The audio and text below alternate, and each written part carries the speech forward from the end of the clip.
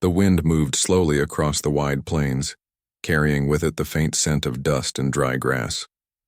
The sun was setting behind the distant hills, turning the sky into shades of gold and crimson. A small wooden cabin stood near the edge of a creek, its roof patched with old shingles, its walls worn by many seasons of rain and wind. Inside lived Clara, a young widow who had lost her husband 2 winters ago. She was alone now, with only her small vegetable garden, 2 hens, and an old mule to keep her company. Each morning Clara woke before sunrise, her hands rough from years of hard work. She had learned to chop wood, fix fences, and plow the field by herself, things her husband used to do. But no matter how strong she tried to be, the silence of the prairie was heavy. Nights were the hardest. The sound of coyotes in the distance, the whispering wind around the windows, and the loneliness that sat deep in her heart made her wonder how long she could keep surviving like this. The land was not kind to those who lived alone. Bandits sometimes rode through, taking what they wanted. Wild animals came too close to the cabin when hunger drove them. Clara kept a small rifle near her bed, but she knew that strength alone could not protect her forever. Still, she stayed. This cabin was her home, the last thing she had from her husband, and she would not leave it no matter how hard life became. One late afternoon, as the sun began to sink, Clara heard hoofbeats echoing from the distance. She stood on her porch, squinting into the horizon. A tall figure on horseback was approaching, slow, steady, and unhurried. Her heart began to race. Visitors were rare in this part of the frontier. She reached for her rifle, more out of habit than fear. The rider came closer, and Clara could see his broad shoulders, his dark braids, and the calm strength in the way he sat on the horse. When he finally stopped in front of her fence, she noticed the mark of the Apache tribe, a simple leather band around his arm. His name was Taza, a man known in the nearby territories as the Giant Apache. His height and build were unlike any man Clara had ever seen, and yet his expression was not threatening. His deep brown eyes held calmness, and when he spoke, his voice was low and steady. "You live here alone," he said, looking at the small cabin and the patch of dry land behind it. His English was simple but clear. Clara nodded carefully. "I do. What brings you here?" Taza dismounted his horse, moving with quiet grace. "You are alone. This land is hard for one person. You need help." Clara tightened her grip on the rifle. "I've managed just fine," she said, though even she could hear the weariness in her own voice. He didn't seem offended. Instead, he looked at the sagging fence, the broken barn door, and the fading crops. "Fine," he repeated softly, "but not for long." There was something about his tone, neither arrogant nor pitiful, that made her pause. The air between them was quiet for a long moment, filled only by the rustle of grass and the call of a faraway hawk. Finally, she lowered her rifle. "I don't have anything to offer," she said quietly. Taza looked at her with calm eyes. "I do not ask for food or gold," he said. "I ask for something else." Clara frowned, unsure what he meant. He looked straight into her eyes and said, "I need a wife, and you need a strong husband." The word struck her like a sudden gust of wind. For a moment she couldn't speak. It wasn't just what he said, it was how he said it. There was no arrogance, no demand, only quiet truth. The prairie was full of men who took what they wanted, but Taza spoke as if he were offering a bond, not a bargain. Clara's heart pounded in her chest. "You can't just come here and say that," she whispered, still in disbelief. "I speak truth," he said simply. "A man needs someone to stand beside him. A woman needs someone to stand for her. Alone, the land will break you. Together, it cannot." She turned her gaze to the ground. The truth of his words echoed inside her. She thought of the long nights, the broken fences, the endless silence. Yet this was not just about need. Could she trust a man she barely knew? Could she let someone into her world again after losing so much? Taza seemed to sense her thoughts.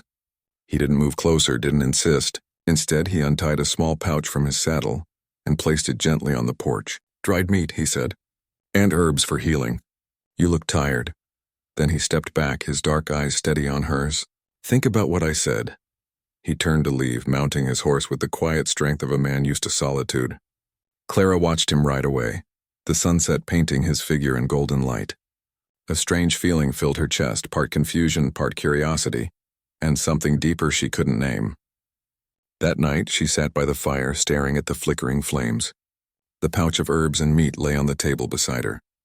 She had met many travelers, but none like him. His words replayed in her mind over and over. You need a strong husband.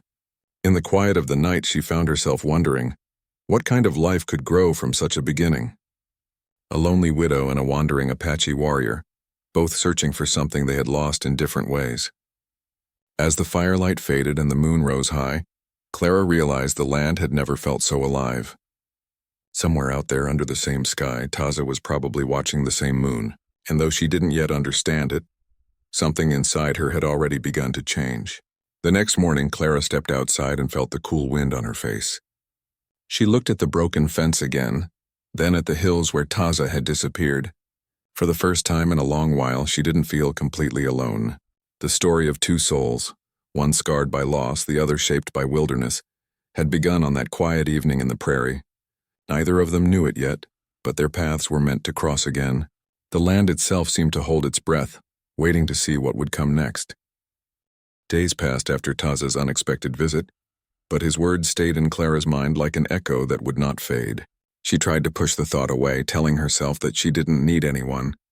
Yet as she worked in the garden or fetched water from the creek, her eyes would wander toward the distant hills, half expecting to see the tall Apache riding back toward her home. The prairie had a strange way of making time feel both fast and slow. Each sunrise looked the same, and yet something inside her felt different now. She caught herself thinking about Taza's calm eyes and steady voice. He hadn't forced his presence or tried to frighten her like others might have.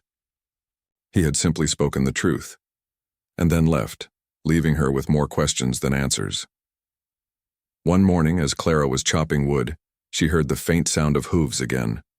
Her hands froze mid-swing. She turned slowly, her heart beating faster than she wished it would. Sure enough, there he was, and Taza, riding the same horse, moving with quiet confidence. Clara stood on the porch again, watching him approach. This time she didn't reach for the rifle. He stopped near the fence, nodding in greeting. You came back, she said quietly, brushing her hair from her face. He gave a small smile. I said I would, she frowned slightly. You didn't say that, he shrugged lightly. I meant it. For a moment they simply looked at each other, both unsure how to bridge the silence. Finally, Taza reached into his saddlebag and took out a bundle wrapped in soft deerskin. He placed it on the porch rail. What's this? Clara asked. Corn flour and beans, he replied. Trade from the fort. I thought you might need it. Clara stared at the bundle, feeling a mix of gratitude and confusion. You didn't have to do that, she said softly. I know, he answered. But I wanted to. There was something about the way he said it, steady and honest, and that made her chest tighten. No one had helped her since her husband's death. Everyone nearby had their own struggles, their own families to feed. She had gotten used to the idea that kindness was a thing of the past. Would you like some water? She finally asked, motioning toward the cabin. He nodded once and followed her. Inside, Taza looked around quietly. The small cabin was simple. A table, 2 chairs, a stove, and a single bed in the corner. Everything was neat, though worn. Clara poured him water from a clay jug, and he drank slowly, his gaze wandering to the small picture frame on the shelf. Your husband, he said gently. Clara nodded. He's gone. Taza bowed his head slightly in respect. You keep his home alive, he said. That takes courage. The words warmed her heart in a way she didn't expect. So many people had pitied her, but no one had ever called her brave. After a moment, she said, Why are you really here, Taza? He looked at her for a long moment before replying. You think I came for food or trade? But I came because what I said before, I meant it. Clara's breath caught in her throat. I have no tribe now. He continued quietly. My people scattered.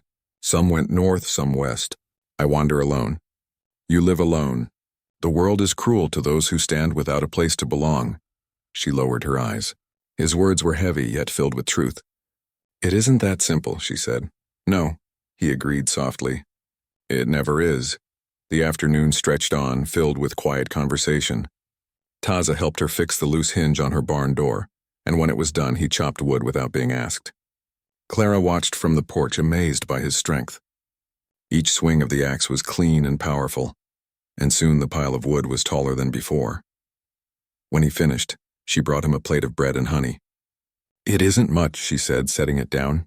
He smiled faintly. It is enough. They ate in silence for a while. The air smelled of pine and sun-warmed earth. There was no need for many words. The quiet between them felt peaceful. When the sky began to turn orange, Taza stood and looked toward the hills. "I will go," he said. "You're leaving again?" She asked, surprised at the sadness in her own voice. "I do not stay where I am not welcome," he replied gently. Clara hesitated. "I didn't say you weren't welcome." He turned his head slightly, his eyes meeting hers. "Then I will come again." And with that he mounted his horse and rode away. That night Clara sat by the fire again, staring at the flickering shadows. She thought about his words, his quiet strength, and the way he had repaired things without being asked. For the first time in years she felt a small spark of comfort, as if she wasn't fighting the world entirely on her own anymore. Over the next few weeks Taza came often. Sometimes he brought small gifts, dried berries, herbs, or a piece of leather he had carved with patterns of his people. Other times he came just to help.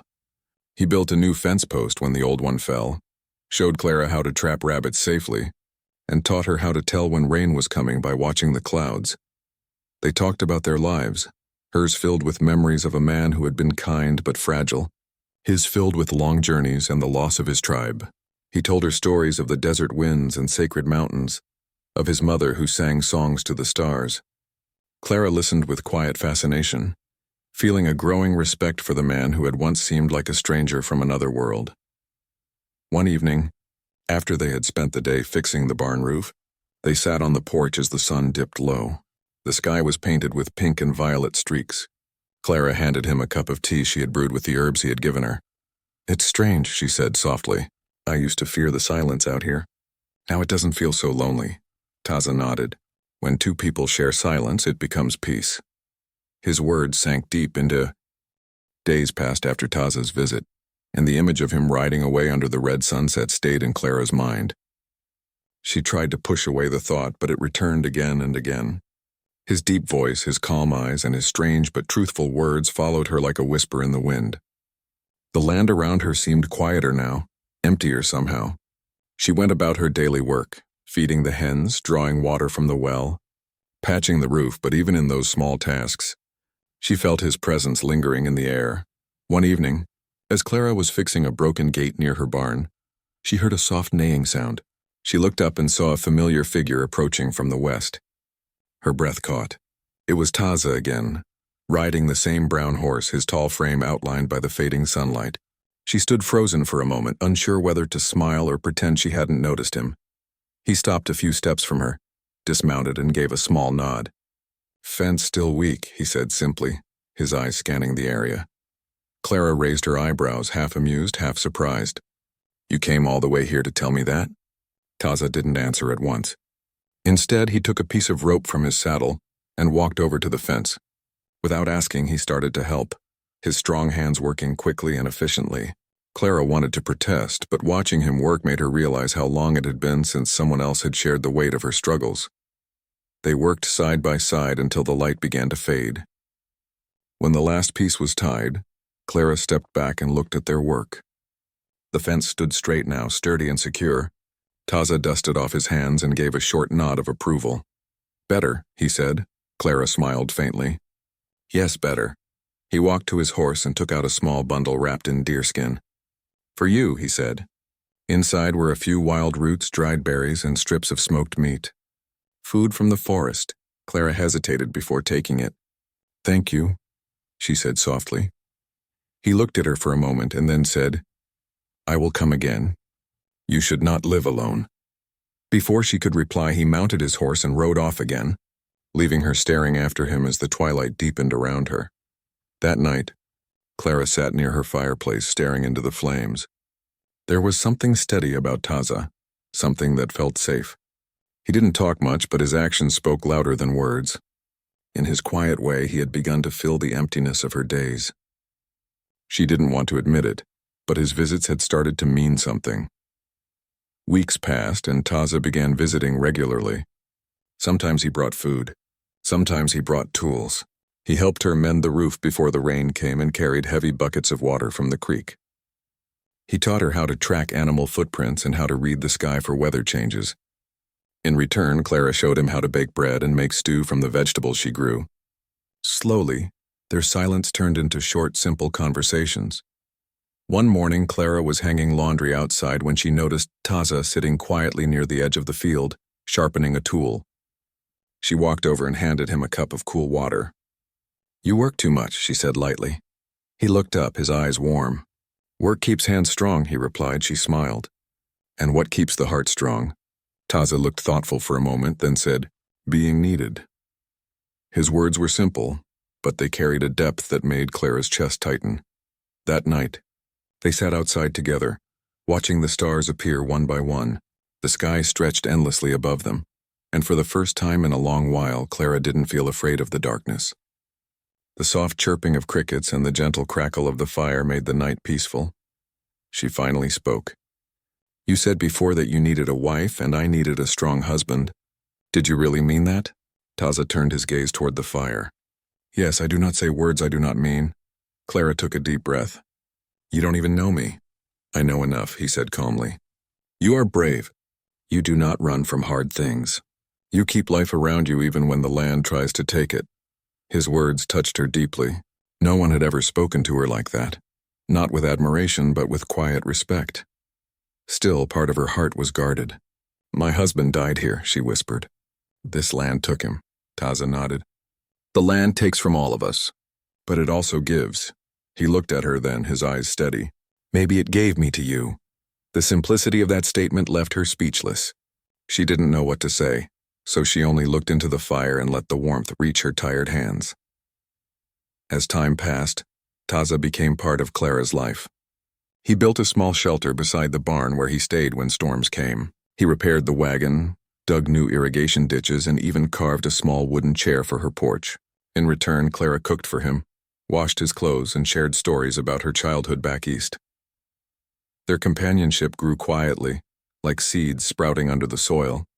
No grand promises, no loud confessions, just shared work, shared silence, and the comfort of not being alone anymore. One afternoon, while they were fixing the roof together, Clara slipped on a loose board. Before she could fall, Taza caught her firmly. For a brief second their eyes met, hers wide with surprise, his calm but filled with concern. He helped her stand steady again, his hands gentle yet strong. "You should be careful," he said softly. She nodded, her heart beating faster than it should have. "Thank you," she murmured, brushing dust from her dress. From that day, something unspoken changed between them. The space that once felt like simple friendship now carried warmth, quiet and new. They didn't speak of it, but it lived in every shared glance, every moment of laughter, every quiet evening when they watched the sun go down together. Winter soon came, covering the land in soft white. The wind howled through the hills and the nights grew colder. Taza stayed nearby through the harsh months, making sure Clara never ran out of firewood or food. Sometimes he would tell her stories about his tribe, tales of honor, of the earth, of survival. She listened with wonder, learning to see the world through his eyes. In those long winter nights, Clara realized how much she had come to depend on his presence. When he was away hunting, the cabin felt emptier than ever. When he returned, it felt alive again. One night, as they sat by the fire, Taza turned to her and said, "In my tribe, when a man and a woman share food, shelter, and work through one winter, they are already joined. The spirits see them as one." Clara's heart fluttered. "And what do you see?" she asked quietly. He looked into her eyes, his voice calm and certain. "I see my home." She didn't reply, but the silence between them said more than words ever could. Outside, snow fell gently on the land, wrapping the world in white peace. Inside, two hearts, once broken by loneliness, had begun to heal together. That night, when Clara finally went to sleep, she felt something she hadn't felt in years: security. Not just the safety of walls and fire, but the comfort of knowing someone was near, someone who cared deeply in his quiet, strong way. As dawn came, she looked out the window and saw Taza already awake, chopping wood in the pale morning light. His breath rose like mist in the cold air, and every swing of his axe echoed with strength and purpose. Clara watched him for a long time and smiled softly to herself. The lonely widow and the giant Apache, two souls from different worlds, had found something rare and precious amid the silence of the prairie. Neither of them spoke about the future, but both knew that their story had only just begun. The land that once felt cruel now felt alive with hope. and the wind that once carried loneliness now carried something new. Something like love, growing quietly under the wide, endless sky. Spring came to the plains slowly that year. The snow melted little by little and green grass began to appear across the hills. The sound of birds returned, and the air carried a softer warmth that made the mornings brighter. For Clara, the season felt different this time. The land no longer seemed empty or harsh. With Taza around, every day had meaning. They worked together from sunrise to sunset, planting seeds, repairing fences, and tending to the small garden behind the cabin. Life was still hard, but now it felt shared, and that made all the difference. Taza had grown comfortable in Clara's world. He helped with everything, from chopping wood to caring for the animals. He had even made a small wooden cradle for the baby goat that Clara had rescued during the winter storm. She laughed when he brought it inside the barn and covered it with a soft cloth. "You treat that goat better than you treat yourself," she teased. He smiled slightly and replied, "Life is life. It must be cared for." It was moments like these that made Clara realize how gentle he truly was. His large hands, rough from years in the wild, were capable of both strength and care. Sometimes she would catch herself watching him quietly as he worked, wondering how she had once been afraid of him. Now she couldn't imagine her days without his steady presence. Still, there were differences between them. Deep, unspoken ones. Clara came from a world of settlers, towns, and written laws. Taza came from a world of tribes, mountains, and spoken traditions. Their ways of life were not the same, and the world around them often reminded them of it. One afternoon, a group of riders passed by the cabin. They were settlers traveling east, and when they saw Taza helping Clara outside, they stopped. The men looked curious and uneasy. One of them, an older man with a white beard, spoke first. "Ma'am, is everything all right here?" he asked, his tone sharp with suspicion. Clara nodded calmly. "Everything is fine, sir. He's my friend." The men exchanged glances.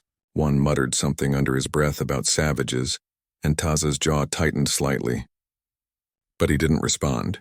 He just looked at Clara, waiting.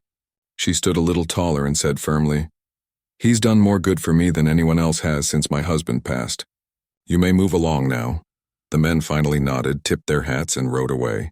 When they were gone, Clara turned to Taza, her face full of apology. "I'm sorry. People can be cruel sometimes." Taza shook his head. "They fear what they do not understand," he said simply. "It is their way," she sighed. "Still, it's not fair." He looked toward the horizon. "Life is not always fair, but truth stays the same. You know my heart. That is enough." Those words stayed with her long after the riders disappeared. In that moment, Clara realized how deeply she had come to trust him. Whatever others thought didn't matter. Taza had become her strength, her partner, her friend, and in her heart something more. As the days grew warmer, they began building something new, a larger barn to store hay and food for the animals. It was hard work, but Taza seemed to enjoy it. He would cut and carry heavy beams as if they were nothing, while Clara helped by holding tools and preparing meals. They laughed often during those days. When the wind was gentle, Taza would hum old songs from his tribe, and Clara would hum along, even though she didn't know the words. One evening, after the day's work was done, they sat by the creek.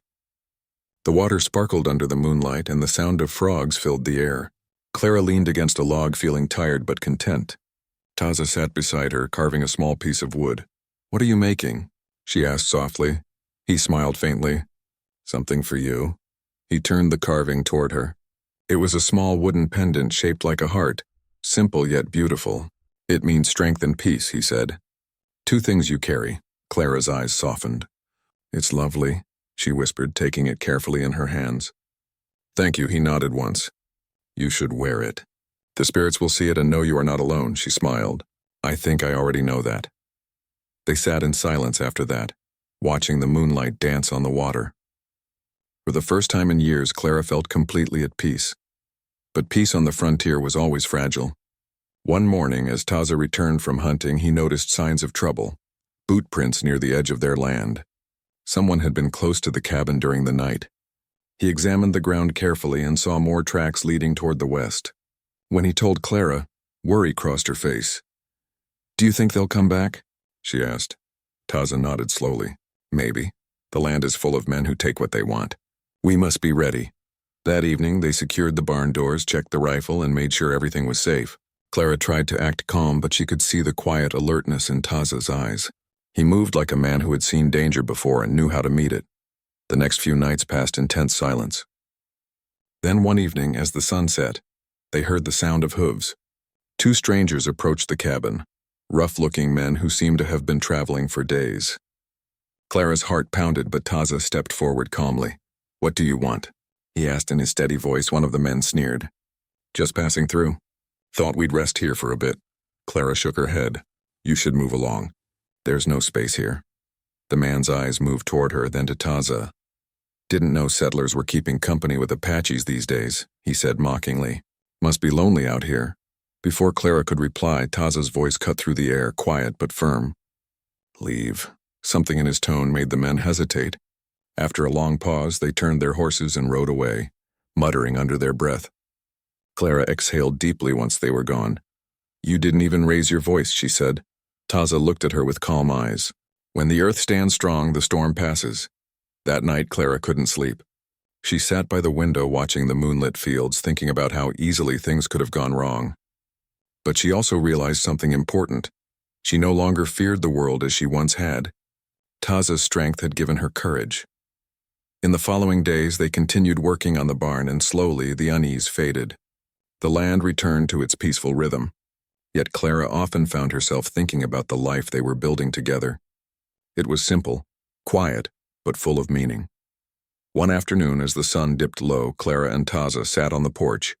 The wind moved gently through the grass, and the scent of wildflowers filled the air. Clara looked at him and said softly, "You've given me back my life, Taza. I don't know how to thank you." He turned his gaze toward her. "You already have," he said. "You see me not as others do." She smiled warmly. "I see who you are, a good man with a strong heart." He nodded, and a rare smile spread across his face. "Then that is enough." As the last light of day faded, Clara realized that what had started as two lonely souls surviving on the edge of the world had grown into something unbreakable. It wasn't just about need anymore. It was about choice, respect, and quiet affection. The wind whispered softly through the prairie grass, and somewhere in the distance, a coyote called to the night. Clara looked at Taza and felt peace settle deep within her heart. Whatever the world might bring, she knew she wasn't alone anymore. Their story written in the language of work, kindness, and courage. Winter had passed, and the first signs of spring were finally breaking through the cold, hard ground. The creek that had been frozen for months now flowed freely, carrying the fresh snowmelt across the plains. Wildflowers began to peek from the soil, painting tiny colors across the otherwise brown and gray landscape. Clara stood on her porch watching the sunrise and felt a warmth in her chest she hadn't known for years. Life had changed in ways she could never have imagined. Taza was already up, tending to the horses and mending a fence near the barn. His presence had become as natural to her life as the rising sun, and she realized she no longer feared the long stretches of loneliness that had once haunted her. Together, they had turned the small cabin and the surrounding land into a thriving little home. Crops grew in neat rows. The garden bloomed with vegetables and herbs, and the barn, once sagging and broken, now stood firm. The work was hard, but shared labor made it lighter, and shared laughter made it joyful. One morning, as Clara carried water from the creek, she noticed Taza sitting on a rock nearby, carefully sharpening the blade of his hunting knife. The way he worked was precise, patient, and deliberate, each movement measured and strong. She approached quietly, not wanting to disturb his focus. "Do you ever rest?" she asked lightly, a smile tugging at her lips. Taza looked up and met her gaze. "Rest is for those who have no purpose." "I have purpose," he replied calmly, then gestured to the fields. "And you? Do you rest?" Clara shook her head. "I do when I can. But there's always work." She paused, watching a bird hop along the creek's edge. "And you make work feel lighter somehow." He gave a small, rare smile. "Because it is lighter with someone beside you." Their eyes met, and in that brief connection they shared something unspoken. It was not just companionship or friendship. It was a bond forged in hardship, in trust, and in mutual respect. They had come to rely on one another in ways that words could not fully capture. The following weeks were filled with more hard work, but also small joys. Taza taught Clara how to track deer more efficiently, how to identify herbs with medicinal properties, and how to recognize the subtle signs of weather changes that could affect their crops. In turn, Clara taught Taza how to bake bread, how to make soft stews from their vegetables, and how to sew simple repairs to clothing and blankets. Each day brought lessons, and each lesson strengthened the bond between them. One afternoon, as they were painting the new fence, a sudden gust of wind knocked Clara's hat from her head. Taza caught it before it could blow away completely, holding it in one hand while keeping his balance. For a moment, their hands brushed. Clara felt her heart quicken. She looked at him, and he met her gaze steadily, a quiet understanding passing between them. "You saved more than my hat," she said softly, laughing. "And you saved more than my work," he replied quietly, a hint of warmth in his voice. As spring gave way to summer, the small cabin became a hub of life and growth. Birds nested in the trees, bees buzzed around the flowers, and the garden flourished under their care. They began to plan small projects together, extending the barn, building a small storage shed, and creating a better irrigation system. The land that once seemed harsh and unforgiving now felt like a shared sanctuary, a place where they could thrive together. One evening, as the sun dipped behind the distant hills, Clara and Taza sat on the porch, tired from the day's work but content. She handed him a cup of water, and he accepted it with a quiet nod. They watched in silence as the sky turned pink and gold, the horizon stretching endlessly before them. "Do you ever think about the future?" Clara asked finally, her voice barely above a whisper. Taza's gaze remained fixed on the horizon. "Every day. The future is something we build, with work, with care, and with trust." He turned to her, his eyes calm but deep. "I see a future where we survive, grow, and protect this life we have made." Clara felt a warmth spread through her chest. She realized that in the time they had spent together, her heart had healed. The fear and sorrow that had once weighed so heavily on her had been replaced with hope, trust, and a quiet love. Summer brought long, sun-filled days, and with it the promise of harvest. Clara and Taza worked side by side in the fields, gathering vegetables and herbs, mending fences, and tending to their animals. Each task, no matter how small, was easier because they shared it. Laughter came more freely now, and even the small challenges of frontier life seemed less daunting. One morning, a traveler passed by their cabin, stopping briefly to rest and share news of the nearby settlements.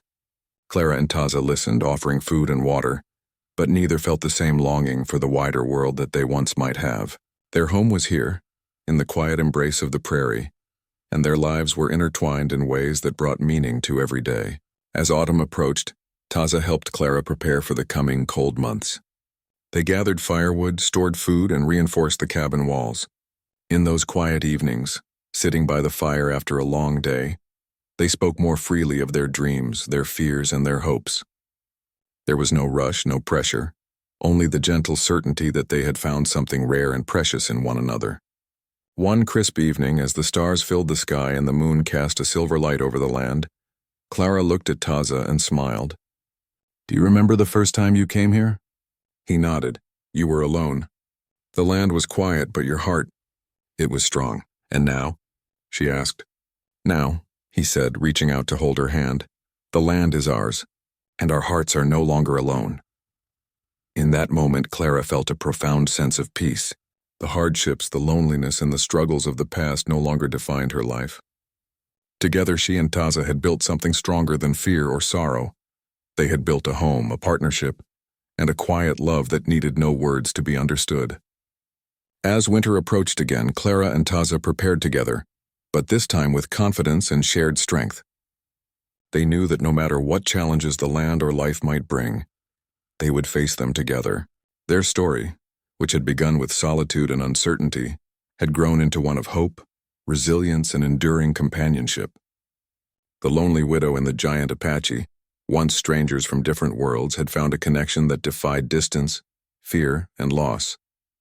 In each other, they had found safety, trust, and the courage to embrace life fully.